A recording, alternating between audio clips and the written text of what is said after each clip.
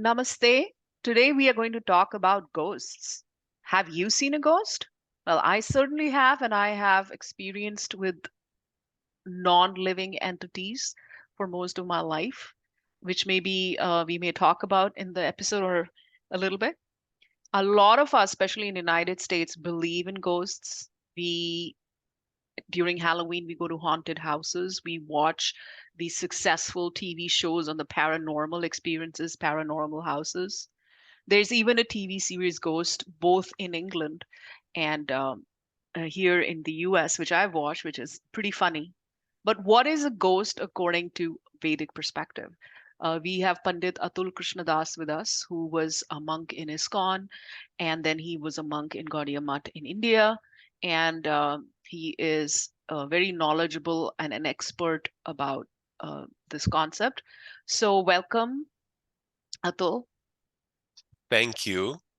So I wanted to talk about, first of all, have you ever had an experience with a ghost or a non-living entity? Yes, I certainly have. In my younger days, I lived in an ashram in New York City, and the building, it was a 12-story building that used to be the headquarters of an organization. It was later turned into an old age home. So as you can imagine, there were a large number of people who passed away in that building. And the first times that I had experiences, they weren't the type of tangible experiences that someone might see something, but there would be a sense of being stifled, of having trouble vocalizing. And of course, I would try to vocalize a mantra and, to say some auspicious sound to drive away this, bad effect. It was very mild, but it was definitely noticeable. Wow. Yeah, no, I've had experiences like that, but New York has a lot of ghosts. I mean, I've only been there a couple of times, and as every building I entered was very ghostly. It's a very ghost-rich town, New York. But I wanted to talk about mechanics of how does one we die and then we're supposed to move over, there's we move over and every religion talks about that. How does, instead of moving over, one becomes a ghost? Yes, and as far as New York having more ghosts per square foot than just about anywhere else, I strongly agree. I think it has a lot to do also with some of the mechanics of how someone becomes a ghost. Right. So we get information on a couple of ways. There's a couple of pathways that exist for someone to become a ghost. Mm-hmm. One is if someone dies in an intoxicated state. So if someone is really on drugs, if they're very drunk or they're high or something, and they die in that state, they may become a ghost. Mm. Another is if someone has usually also involving drugs or psychedelics, especially.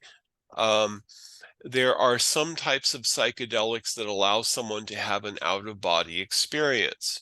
It was a popular thing, especially back in the 1970s when Carlos Castaneda came out with his books about talks with Don Juan. Mm-hmm. Um, People would experiment with it and they'd say, I want to do some astral projection and go and float around up there. Oh yeah, yeah, that was the hippie age, but now the hippieism has just changed. It's just taken a different name and a different shape. How about people who so these are people who are not dying a natural death. Let's say someone gives up their body um, from a trauma or a murder or something, or on the operating table, vis-a-vis someone who's given up their body, they are dying of old age. So is it a person who dies of old age will not become a ghost, vis-a-vis a person who has had an unnatural death will become a ghost? Well, it's a bit more complicated than that Uh-huh. because I was saying there's one path is if someone dies in a heavily intoxicated state. Right, Another path might be if someone is experimenting with out of body experiences, they right, can actually get stuck and they can actually experience a trauma. They can just appear to have died of a heart attack, but they've actually gotten detached from the physical body.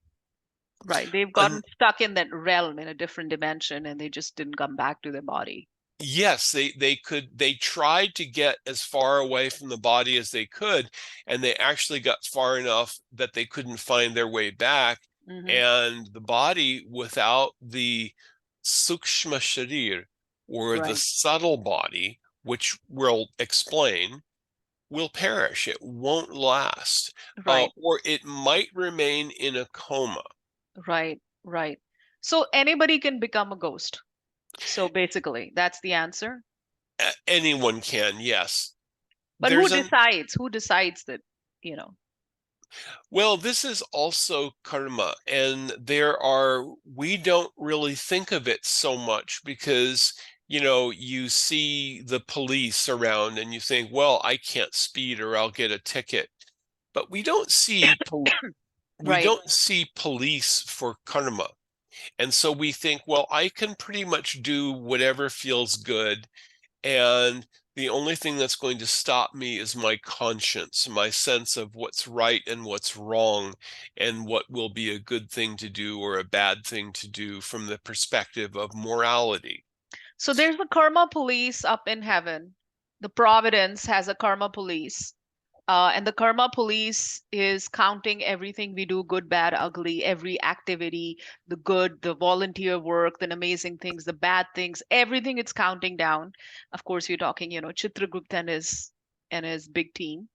And yeah, depending on our karma, especially at the time of death. What say a person did lots of good karma throughout their life, but the time of death was weird. Well, and that brings us to another. So there still, I think that it's good to understand the possible entries to become a ghost. Another is suicide. Right. Suicide is almost always automatically going to involve Yes. remaining a ghost for some time, because the Yes. body that we're given is actually a gift. It is given to us. It's more like a rental car. And Right. I go and I total my rental car, and then I call the car rental agency and I say, "Hey, I wrecked your car and I did it on purpose. I want you to send me a new car ASAP so I have an uninterrupted experience." What are they going to say? Well, first of all, they're going to say, you didn't sign up for the collision damage waiver, so you're on the hook for $40,000. Secondly, no way, haha, we're not going to do that. Right. So I've heard, I've heard from sources back when I was in India that, this body does not belong to us. The body is a gift from God, and the body is given so we can, work out our karma in this karma kshetra in this world. And then, people who try to commit suicide, if they're successful in next life, not only do they become ghost, but they have to come back as some heavy karma. They may come back as different abled, they may come back as some kind of karmic experience, or they may have a shorter life in the next body that they've been given automatically. So there's so many ways. So in all, basically giving up the body is not going to absolve them of their karma. They still have to come back again to work out the rest of the karma. Am I right in that? Yes, that is absolutely correct. Now, what I was saying is that the all of our activities are witnessed, and there are witnesses to everything that we do, everything that we say, even our attitudes. Although we're not held accountable for our thoughts and our attitudes in this current age, but Hmm. we are accountable for our words and for our actions.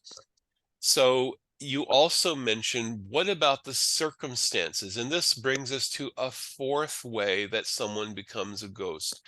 Now, I was lived in a place that used to be an old age home, and many people died there. And these weren't people who died by suicide. They didn't die in an intoxicated state.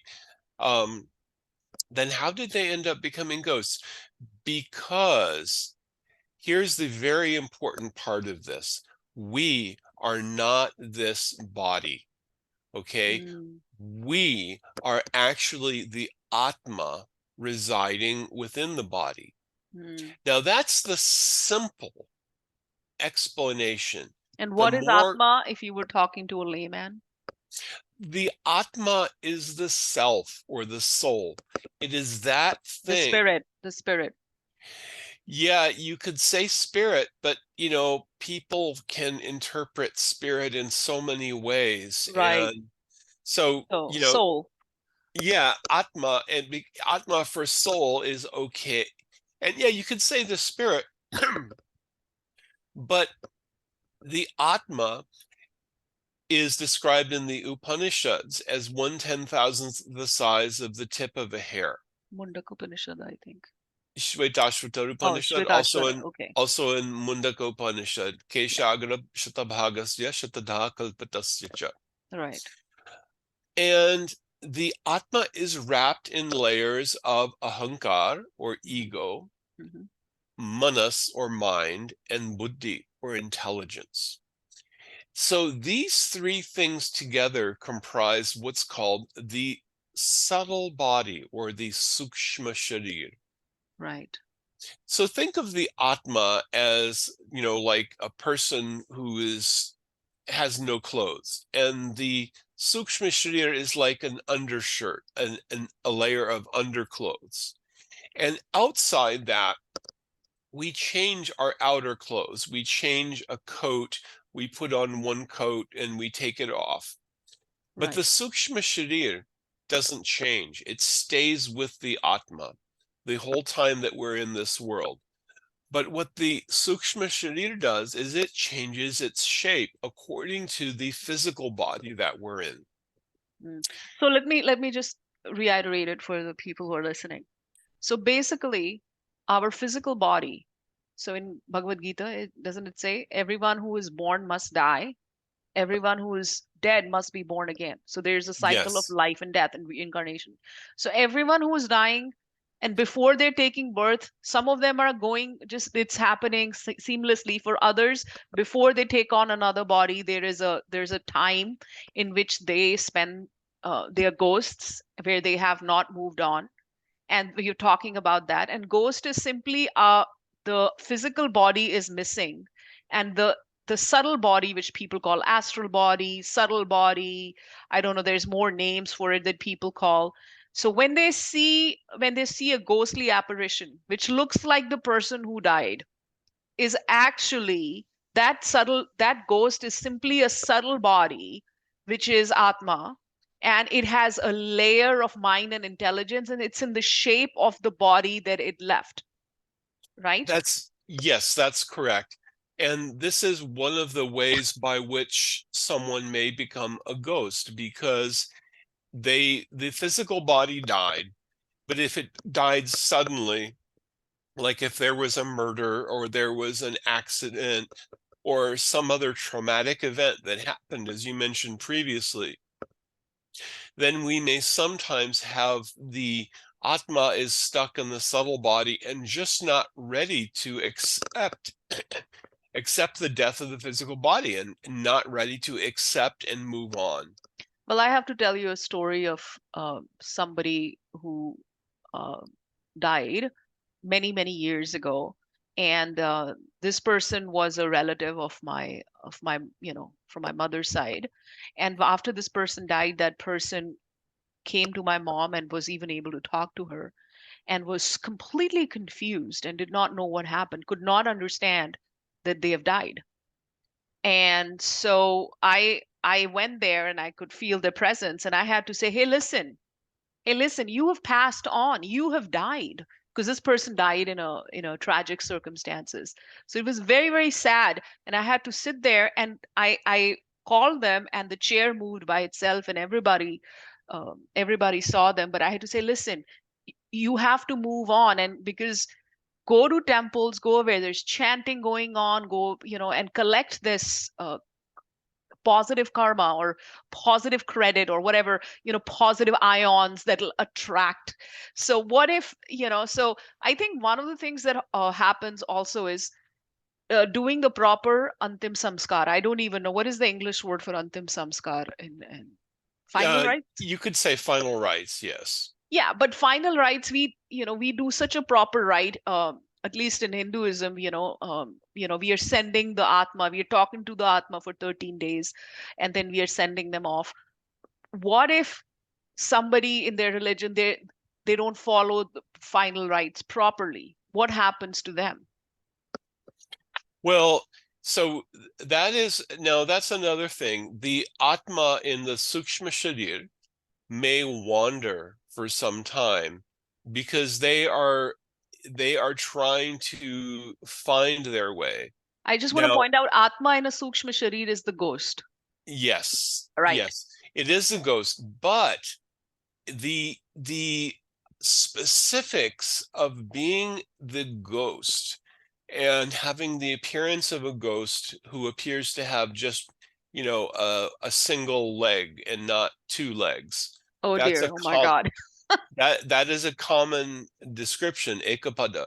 Yes. Um, Now that's a more permanent state of being a ghost, but Mm, the the sukshma sharir, the subtle body, does normally take the form of the physical body that it inhabits. mm, So we might see someone just after they've died, and they may appear to be as they were in life. mm, Now, there's another very important understanding here.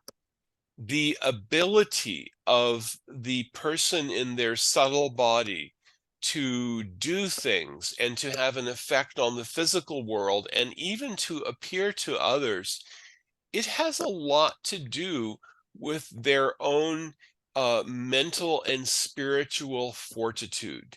Meaning, if someone, for example, did a lot of tapasya, if they had accumulated austerities, they would have abilities. They would have some ability to speak, to reach out, to communicate. And some of this ability can follow them even after the physical body has left. mm. So what Now, happens when this a ghost is nothing but the inner layers of our body, and before they move on, that is that. Now let's say it is time for them to enter another body. What will happen? Because the shape of, let's say, from one body they were, in one species of life, and they're going to another species. How? But the ghost has a different shape. How does this shape change?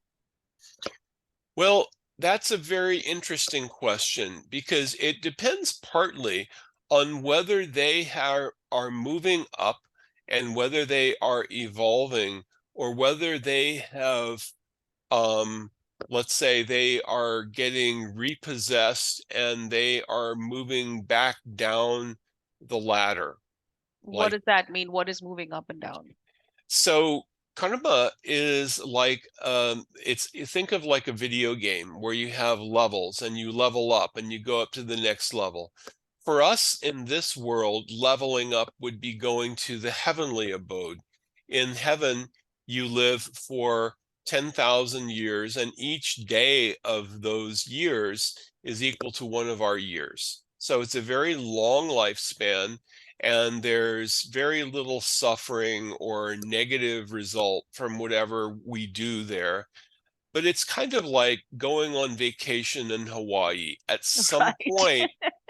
At some point, you're going to run out of your accommodation and you're going to have to come back to Podunk or wherever you live and go back to your 9 to 5 job. Yeah, And it's interesting you give that example, because I had done a podcast last week on what is karma, and I had kind of given an example that karma is like you've spent $2,000, you worked hard and you've accumulated this credit which you're using to go on this amazing Disney vacation for 5 days or whatever. Now you go there, you have the vacation, now your credit is up, you have to go back.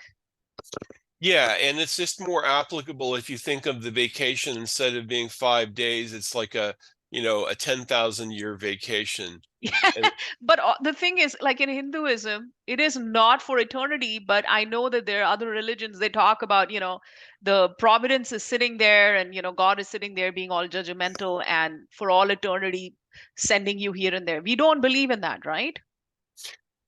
no, there is judgment. Now, let's talk about someone who has been really, really wicked, who has just spent their life taking advantage of other people. And, we had a discussion also about why bad things happen to good people. Yeah. That's one of our Sometimes, most popular podcasts, by the way. yeah, sometimes you also have bad people who seem to have it good. And we ask, why is that? Right, Because sometimes these are people who have accumulated good results that they have to use up so that they can go to a hellish condition. And hellish conditions are also not permanent, they're not eternal, according to our Hindu scriptures. right. So let's say, for example, that someone spends their life cheating other people. Hmm.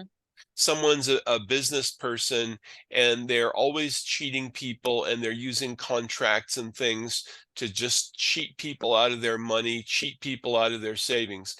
They go to a special hell where the agents of Yamaraj stitch them. They're in their Ooh. subtle body Ah. where they can feel everything, but they don't ever die. They get stitched with big, scary, sharp needles. But they're able to feel the pain in Oh their subtle yes. body. Oh yes, they get to feel it, but they don't get to die. Yeah. They don't get to have an end to it. And This that's is the hell. concept. This concept of hell is there even in Hinduism, except it's not permanent like in other religions. Yes. And then they may come back as a rat, not like someone's nice, clean pet ratty, but a nasty New York City sewer rat. Okay, all right. We've established that we do like New York City, but yeah, it does have rats and it does have ghosts. Yeah. Yeah, I've had so many experiences with ghosts. I think we're going to end this portion right here, but we should definitely take up the concept of heaven and hell in one of the later podcasts. Thank you so much. Would you like to kind of recap everything we've done before we finish the podcast? Yeah, well, we just talked about the basic facts that you're not the body, but you are the Atma residing within the subtle body or Sukshma Sharir. And the Sukshma Sharir, when it has gotten detached from the physical body, is what we refer to as ghost. And being the ghost can be a a temporary state or a semi-permanent state. Mm. We also didn't really get to talk about the other side, where someone moves on to take a new physical body and how that process happens. Yeah, let's take That's that on that's another a topic another for part. another Yeah, day. that's a Yeah. great topic. I definitely want to do that. But thank you Mhm. so much. All right. Thank you.